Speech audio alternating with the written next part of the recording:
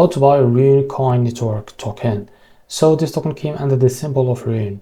Now this token, it's on pre-sale right now. So now before we start, this is not financial advice. I'm not professional or economic expert. So before investing in any project that you found on my channel, please do your own research.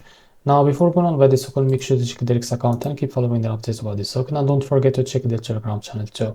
So as you can see, this token, this is their official website to buy this token. Now first of all, connect your wallet from here. Select the one of these. If you are ready to go with TON, you can select it. If you want with the ETH network, now click on it. So here select your wallet. I will select the Bitget wallet.